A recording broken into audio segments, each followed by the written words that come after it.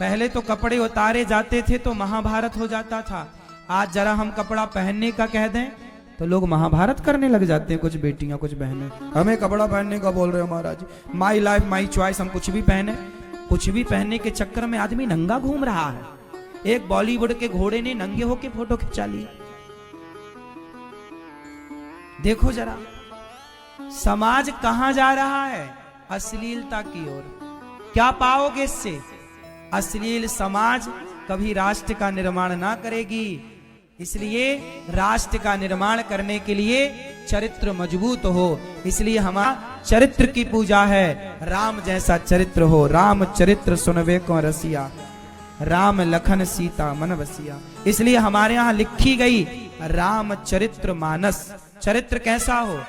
राम की तरह, सीता की तरह चरित्रवान हो तो तुम्हारी समाज में पूजा होगी, इज्जत होगी, सम्मान होगा। वरना वैश्याओं की पूजा नहीं होती इस देश में। लेकिन आजकल बॉलीवुड तुम्हारी बहन बेटियों को वैश्या बनाए डाल रहा है। बात सही है कि गलत है? बॉलीवुड ने गाना बना दिए, प्यार किया तो डरना क्या। अब लड़की को डर ही नहीं लग रहा बाप का, माँ का, बाप का कोई डर नहीं। वो तो प्यार कर रही है दिन रात, बस गोल गोल रोटी बनानी नहीं आ रही है, प्यार खूब कर रही है बिंदास। बाप ने पढ़ने भेजा है लाखों खर्च करके, वो पढ़ाई में मन नहीं लग रहा, प्यार में मन लग रहा है, क्योंकि गाना सुना ना, प्यार किया तो डरना क्या। मैया तुम देखती हो पिक्चरें, मूवियां, अर्धनग्न मूवियां नहीं देखती? देखती तो हो। शीला की जवानी देखने जाती हो? अब ना देखना। हम कहते हैं कि मूवियों को देखना ही, गलत पिक्चरों को देखना ही समाज छोड़ दे तो अपने आप गलत मूवियां बनना बंद हो जाएंगी। समाज देखता है इसलिए बनती हैं, और आज मूवियां गलत बनती हैं तो तुम्हारी समाज उस मूवी को देखकर गलत हो जाएगी। तुम्हारी बेटियां गलत होंगी, तुम्हारे बेटे गलत होंगे, फिर दोष मत देना किसी को। बीज बोया जा रहा है बॉलीवुड के द्वारा।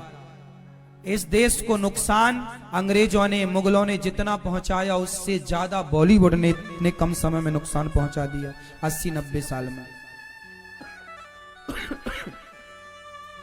भगवान के वंश को आपस में लड़कर श्राप मिला लड़के मरने का। इसके बाद भागवत जी में नव योगेश्वरों का संवाद है, बड़ी अच्छी चर्चा है। दत्तात्रेय जी के 24 गुरु हैं, पृथ्वी वायु आकाश आप अग्नि चंद्रमा रवि कपोतो जगरः सिंधु पतंगो मधुकृत गजः मधुआ हरिणो मीनाम पिंगला कुरोर्भकः कुमारी शरकृत सर्प ऊर्न नाभि सुपेशकृत। दत्तात्रेय जी ने 24 गुरु बनाए, पृथ्वी वायु आकाश। पृथ्वी वायु आकाश, पृथ्वी से गुरु बनाकर सीखा कि पृथ्वी सहनशील होती है, हमें भी सहनशील होना चाहिए।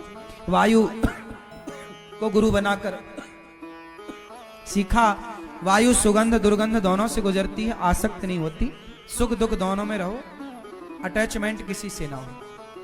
आकाश जैसे सर्वव्यापी, ऐसे ईश्वर सर्वव्यापी है। जल को गुरु बनाकर सीखा, जैसे जल अपना स्वभाव कभी नहीं छोड़ता, हम भी अपने धैर्य का स्वभाव कभी ना छोड़ें। ऐसे 24 गुरु बनाए, सबसे सीखा। सीख तो किसी से भी सकते हो आप। प्रभास क्षेत्र में सारे यादव आपस में लड़कर भगवान ने अब अपनी लीला पूरी की, 125 वर्ष की। भगवान ने अपनी गोपियों को, ग्वाल वालों को, यशोदा मैया को, नंद बाबा को, देवकी वसुदेव सबको अपने निज धाम ससम्मान भेजते हैं गौलोक। जब भगवान सबको भेज दिए तो अपने आपस में जो श्राप गांधारी का भी था, आपस में लड़कर के पूरा यदुवंश आपस में लड़कर समाप्त हुआ। और भगवान श्री कृष्ण के जब पूरी लीला हुई और जब भगवान के पांव में बहेलिये ने बाण मारा, ये बहेलिया पिछले जन्म में राजा बाली था। राम ने छिपके मारा ना, बाली ने कहा छिपके क्यों मारा? राम जी बोले भाई अगले जन्म में तू मार लेना। वही बाली व्याध बना और भगवान कृष्ण के चरणों में बाण मारा। भगवान अपनी लीला पूरी करके जब जाने लगे पूरे आपस में बच्चे लड़ गए, सब भगवान के धाम चले गए। लड़ाई वड़ाई कुछ नहीं थी, ये जाने का क्रम था और लीला थी। गांधारी माँ का श्राप था, माँ के श्राप को सत्य करना था। अब भगवान पे कोई श्राप राप तो लागू होता नहीं है देखो, लेकिन भगवान मान रखते हैं सबका, तो श्राप का मान रखा और आपस में लड़ करके गए।